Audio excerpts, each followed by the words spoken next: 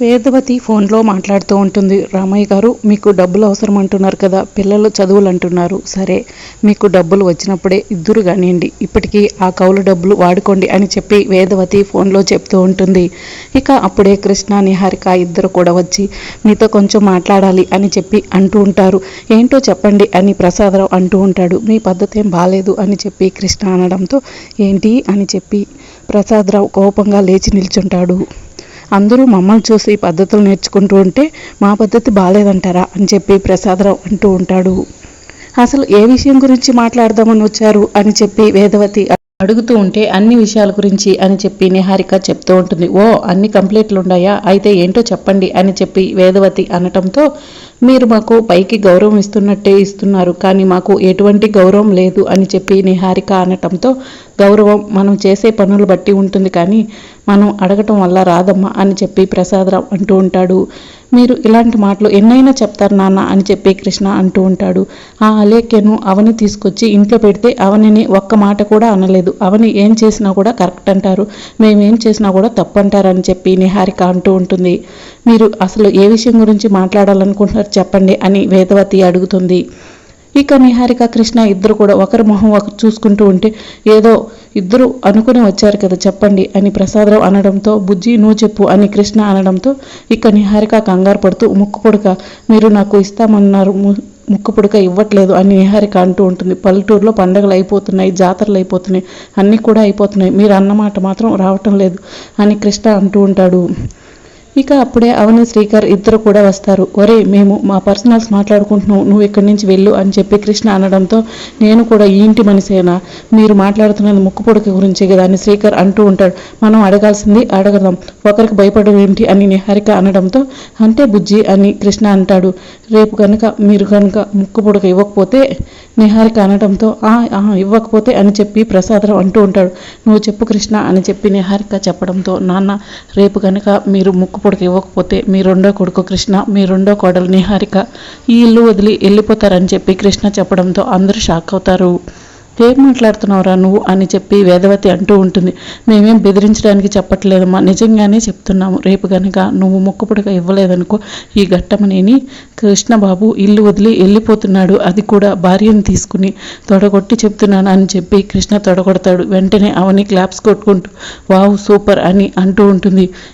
నువ్వు పొగుడుతున్నావా లేక వెటకారం చేస్తున్నావా అని చెప్పి కృష్ణ అడుగుతుంటాడు.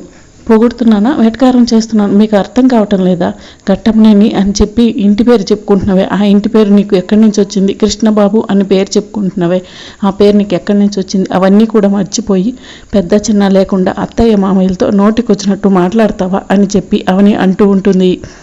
అసలు సమయం సందర్భం లేకుండా ముక్కు పుడక ఎలా ఇస్తారు అని చెప్పి శ్రీకర్ అంటూ ఉంటాడు.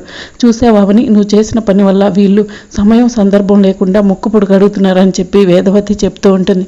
ఆ లేఖను అనవసరంగా ఇంటికి తీసుకొచ్చావో, ఆ లేఖ ఇంటికి రావటాన ఈ నిహారిక వచ్చి ముక్కు పుడక అడుగుతుంది అని చెప్పి వేదవతి చెప్తూ ఉంటుంది. అత్తయ్య, మీరు ఎట్టి పరిస్థితుల్లోనూ ముక్కు పుడక ఇవ్వద్దు అని చెప్పి అవని చెప్తూ ఉంటుంది. ఏమ్మా నీకు ఇవ్వాలా అని చెప్పి నిహారిక అడుగుతూ ఉంటుంది. అర్హత లేని వాళ్ళకి ఇవ్వాల్సిన అవసరం లేదు అని అవని చెప్తూ ఉంటుంది. ఎవరికి అర్హత ఉంది, నీకు ఉందా అని చెప్పి కృష్ణ అడుగుతూ ఉంటాడు. అవును, అవనికే అర్హత ఉంది అని చెప్పి శ్రీకర్ చెప్తూ ఉంటాడు. అమ్మ ఎట్టి పరిస్థితుల్లోనూ రేపు ముక్కు పుడక ఇవ్వాల్సిందే అని చెప్పి కృష్ణ చెప్తూ ఉంటే అత్తయ్య ఇవ్వద్దు అని చెప్పి అవని చెప్తుంది. ఇస్తే నీతో తంట, ఇవ్వకపోతే నీతో తంట, ఇప్పుడు ఏం చేయమంటావు అని వేదవతి అంటూ ఉంటే బుజ్జి రేపు కూడా ముక్కు పుడక ఇచ్చేలా లేరు, మనం ఇప్పుడే బట్టలు సర్దుకుందాం పదా అని చెప్పి కృష్ణ అంటూ ఉంటాడు. ఆగండి, రేపే మీరు కోరుకున్నట్టుగా ముక్కు పుడక ఇస్తాను అని చెప్పి వేదవతి చెప్పడంతో నిహారిక, కృష్ణ ఇద్దరు కూడా సంతోషపడుతూ ఉంటారు. ఇక వేదవతి, ప్రసాదరావు ఇద్దరు కూడా అక్కడి నుంచి వెళ్ళిపోగానే ముక్కు పుడక మా చేతికి రాగానే ఈ ఇంటి మనుషులపై సర్వ హక్కులు మావే అని చెప్పి నిహారిక, కృష్ణ ఇద్దరు కూడా చెప్పుకుంటూ ఉంటారు. రాబుజ్జి వెళ్దాం అని చెప్పి కృష్ణ నిహారికను తీసుకుని అక్కడి నుంచి వెళ్ళిపోతాడు. ఇక అలేఖ్య ఒంటరిగా ఆలోచించుకుంటూ అటు ఇటు తిరుగుతూ హాస్పిటల్కు ఫోన్ చేస్తుంది. హాస్పిటల్లో ఉన్న నర్సుతో మాట్లాడుతూ ఉంటుంది. నేను రుద్రాణి గారి కూతురు అలేఖ్యను, మా అమ్మను మీ హాస్పిటల్లో అడ్మిట్ చేశాం కదా, మా అమ్మ కోమాలో నుంచి ఏమన్నా బయటకు వచ్చారా అని చెప్పి అలేఖ్య అడుగుతూ ఉంటే ఇంకా లేదండి, ఆ రోజు కోమాలో నుంచి బయటకు వచ్చి మీతో మాట్లాడి మళ్ళీ కోమాలోకి వెళ్ళిపోయిందిగా, ఇక అంతేనండి, అంతకుమించి ఏమీ జరగలేదు, రోజు డాక్టర్లు వచ్చి చెక్ చేస్తున్నారు కానీ ఎటువంటి మార్పు రాలేదని చెప్పి నర్సు చెప్తూ ఉంటే మా అమ్మను జాగ్రత్త జాగ్రత్తగా చూసుకోండి, ఎంత డబ్బు ఖర్చు అయినా కూడా పర్వాలేదు అని చెప్పి అలేఖ్య చెప్తూ ఉంటుంది. సరే అని చెప్పి ఫోన్ కట్ చేయగానే అమ్మ కోమాలో నుంచి బయటకు రావాలి, అమ్మ కళ్ళ ముందు నా పెళ్లి జరగాలి, అమ్మ సంతోషపడుతుంది అని చెప్పి అలేఖ్య మనసులో అనుకుంటూ ఉంటుంది. ఇక మరోవైపు ముక్కు పుడక గురించి నిహారిక వసంతకు చెప్తూ ఉంటుంది. ఎలాగైతే ఏంటి, మా అమ్మ ముక్కు పుడక నువ్వు తీసుకుంటున్నావు అనమాట అని చెప్పి వసంత చాలా సంతోషపడుతూ ఉంటుంది. అవని వాళ్ళు ఎంత అడ్డు చెప్పినా కూడా అత్తయ్య గారిని బెదిరించి మరీ ముక్కు పుడక ఇవ్వడానికి ఒప్పించామని చెప్పి నిహారిక చెప్తూ ఉంటుంది. అయితే ముక్కు పుడక కోసం బాగానే బారిస్కి చేసినట్టుండారే అని పెద్దరాజు అంటూ ఉంటాడు. అవును బావా అని చెప్పి కృష్ణ అంటూ ఉంటాడు. నాకు ఎందుకో ఏదో అనిపిస్తుంది, నా మనసులో ఉన్నది బయట కక్కేస్తాను, మీరేం అనుకోకండి, ఆ అవని ఎట్లాగైనా సరే ఈ ముక్కు పుడక కార్యక్రమాన్ని ఆపుతుందని నాకు అర్థమవుతుంది అని చెప్పి పెద్దరాజు అంటూ ఉంటాడు. ఆపుతుందా బావా అని చెప్పి కృష్ణ టెన్షన్ పడుతూ ఉంటాడు. నువ్వేం టెన్షన్ పడుకో కృష్ణ, ఎట్టి పరిస్థితుల్లోనూ ఈ కార్యక్రమం ఆగదు అని చెప్పి నిహారిక చెప్తూ ఉంటుంది. ఏమ్మా అంత కాన్ఫిడెన్స్ ఏంటి అని చెప్పి పెద్దరాజు అంటూ ఉంటే, అదృష్టం కలిసి వచ్చినప్పుడు ఇలానే జరుగుతుంది పెద్దరాజు గారు అని చెప్పి నిహారిక అంటూ ఉంటుంది. ఇంతలో అవని శ్రీకర్ ఇద్దరు కూడా వస్తూ ఉంటారు. ఏం మాట్లాడుకుంటున్నారు వదిన అని చెప్పి వసంతను అడుగుతూ ఉంటే, ముక్కు పుడక కార్యక్రమం ఉందంట కదా, దాని గురించే మాట్లాడుతున్నాం అని చెప్పి వసంత అంటూ ఉంటుంది. ఏంటమ్మా నిన్ను చూస్తుంటే చాలా ధీమాగా ఉండవు, ఈ ముక్కు పుడక కార్యక్రమాన్ని ఎట్లాగైనా ఆపాలని భారీ స్కెచ్ వేసినట్టుండవు అని చెప్పి పెద్దరాజు అంటూ ఉంటాడు. అదేంటో చెప్పమ్మా, లాస్ట్ వరకు ఉండి నేను బీపీ పెంచుకోలేకపోతున్నాను, అసలే ఈ మధ్య బీపీ టాబ్లెట్లు ఎక్కువ వేసుకుంటున్నాను అని చెప్పి పెద్దరాజు అంటూ ఉంటే, అవునమ్మా మీ వల్ల మా ఆయన బీపీ టాబ్లెట్లు ఎక్కువ వేసుకుంటున్నాడు, ఎప్పుడు చేస్తాడు అని భయంగా ఉంది అని చెప్పి వసంత అంటూ ఉంటుంది. సినిమాలో క్లైమాక్స్లోనే చూడాలి అన్నయ్య గారు, కాసేపు ఆగండి అని చెప్పి అవని చెప్తూ ఉంటుంది. అంటే ఏదో స్కెచ్ చేసామన్నమాట అని చెప్పి కృష్ణ అంటూ ఉంటాడు. నువ్వు కంగారు పడుకో కృష్ణ, వాళ్ళంతే భయపడతారు అని చెప్పి నిహారిక చెప్తూ ఉంటుంది. ఇంతలో వేదవతి ప్రసాదరావు వచ్చి ముక్కు పుడక కార్యక్రమం ఈరోజు పెట్టుకుందాం అనుకున్నాం కదా, నిన్న మాట ఇచ్చిన విధంగానే నిహారికకు ముక్కు పుడక ఇద్దాం అనుకుంటున్నాం, ఈ ఇంట్లో దయచేసి ఎవరు కూడా అడ్డు చెప్పొద్దు, ఎప్పుడు కూడా ముక్కు పుడక కార్యక్రమాన్ని భారీ ఎత్తులో మూతలు పెడితే ఎప్పుడు కూడా ఏదో ఒక ఆటంకం వస్తూ ఉంది, అందుకే ఈసారి సింపుల్గా ఇచ్చేద్దాం అనుకుంటున్నా అని చెప్పి వేదవతి చెప్తూ ఉంటుంది. నువ్వు ఎలా ఇచ్చినా పర్వాలేదమ్మా, అది నా భార్యకు దక్కితే అంతే చాలు అని చెప్పి కృష్ణ అంటూ ఉంటాడు. ఇంకెందుకు వేద ఆలస్యం, వెళ్ళి ముక్కు పుడక తీసుకురా అని చెప్పి ప్రసాదరావు చెప్పడంతో వేదవతి అమ్మవారి మందిరం దగ్గరికి వెళ్ళి అమ్మవారికి నమస్కారం చేసుకుంటుంది. ఎన్నోసార్లు నిహారికకు నా జాతకం కలిగిన కోడలని చెప్పి ఈ ముక్కు పుడక ఇద్దామనుకున్నాను, కానీ నిహారిక దగ్గరకు ఎందుకు ఈ ముక్కు పుడక వెళ్ళట్లేదో నాకైతే అర్థం కావటం లేదు, దీనికి ఉన్న విలువలు సాంప్రదాయాలు చాలా ఎక్కువ, వాటిని ఆ కట్టుబాట్లన్నిటిని కూడా నిహారిక నిలబెట్టేలా నువ్వు చూడాలి తల్లి అని చెప్పి వేదవతి అమ్మవారికి నమస్కారం చేసుకుని ముక్కు పుడక తీసుకుని వస్తుంది. ముక్కు పుడక చాలా గొప్ప సాంప్రదాయము, గొప్ప కట్టుబాట్లకు సంబంధించింది, నాలాంటి జాతకం కలిగిన కోడలికి ఇవ్వాలని నేను ఎన్నో రోజులుగా ఎదురు చూస్తున్నాను, దీని కట్టుబాట్లు అన్నీ కూడా జాగ్రత్తగా చూసుకోవాలి అని చెప్పి వేదవతి చెప్తూ ఉంటే, అన్నీ మాకు తెలుసులే అమ్మా, ముందు మా భార్యకి ముక్కు పుడక ఇవ్వు, రావుకాలం వస్తుంది అని కృష్ణ అంటూ ఉంటాడు. ఇక వేదవతి ముక్కు పుడకను నిహారికకు పెట్టబోతూ ఉంటుంది. అప్పుడే సుజాత వచ్చి ఆగత్త అని చెప్పి గట్టిగా అరుస్తుంది. టైం బాంబు వచ్చేసింది అని చెప్పి పెద్దరాజు అంటూ ఉంటాడు. ఇంత విలువలు గల ఈ ముక్కు పుడకని విలువలు లేని ఈవిడికి ఎలా ఇస్తున్నావు అత్త అని చెప్పి సుజాత అంటూ ఉంటుంది. ఎగస్ట్రాలు మాట్లాడుకు అని చెప్పి నిహారిక అంటూ ఉంటుంది. ప్రతిసారి మా విషయాల్లో అడ్డుపడుతున్నావు కానీ ఏమనట్లేదని ఊరుకుంటున్నావా అనుకుంటున్నావా అని చెప్పి కృష్ణ అంటూ ఉంటాడు. ఏం చేస్తారు, కొడతారా లేకపోతే మెడకబట్టి బయటకు గెంటుతారా అని చెప్పి సుజాత అంటూ ఉంటుంది. మా మేనకోడల మీద చెయ్యేసి దమ్ము ఎవరికుందిరా అని చెప్పి ప్రసాదరావు అంటూ ఉంటాడు. అక్క నువ్వు మధ్యలో మాట్లాడుకో, అత్తయ్య ఇవ్వాలనుకుంటుంది ఇవ్వనివ్వు అని చెప్పి అవని చెప్తూ ఉంటే, నా అత్త కుటుంబం నాశనం అవ్వడం నాకు ఇష్టం లేదు, అందుకే నా అత్తకు చెప్పాల్సింది నేను చెప్తాను, ఆ తర్వాత ఇవ్వటం ఇవ్వకపోవడం తన ఇష్టం అని చెప్పి సుజాత అంటూ ఉంటుంది. ఏం చెప్పాలనుకుంటున్నావో చెప్పు, తొందరగా చెప్పు అని వసంత అంటూ ఉంటుంది. నీ చేతులతో నువ్వే ఆచారాలను మంటగలపాలనుకుంటున్నావు, 10 ఊర్లకు సంబంధించిన ఈ ముక్కు పుడకను ఈ నిహారికిచ్చి 10 ఊర్లను నాశనం చేయాలనుకుంటున్నావు అని చెప్పి సుజాత అంటూ ఉంటే, ఏమ్మా ఎందుకు అలా అంటున్నావు అని చెప్పి వేదవతి అంటూ ఉంటుంది. ఏ రోజు కూడా పూజ మందిరంలోకి వెళ్ళలేదు, దేవుడికి దీపం పెట్టలేదు, ఒక ప్రసాదం చేయలేదు, ఒక నోము చేయలేదు, కనీసం ఒక పాట కూడా పాడలేదు, అలాంటి ఈ నిహారికకు ఈ ముక్కు పుడక తీసుకుని హక్కు అధికారం ఎక్కడుందా అత్త అని చెప్పి సుజాత అంటూ ఉంటుంది. వీటన్నిటిలో ఒకటైనా ఈ నిహారిక తనంటే తాను చేయడానికి సాహసం చేసిందా అత్త అని చెప్పి సుజాత అడుగుతూ ఉంటుంది.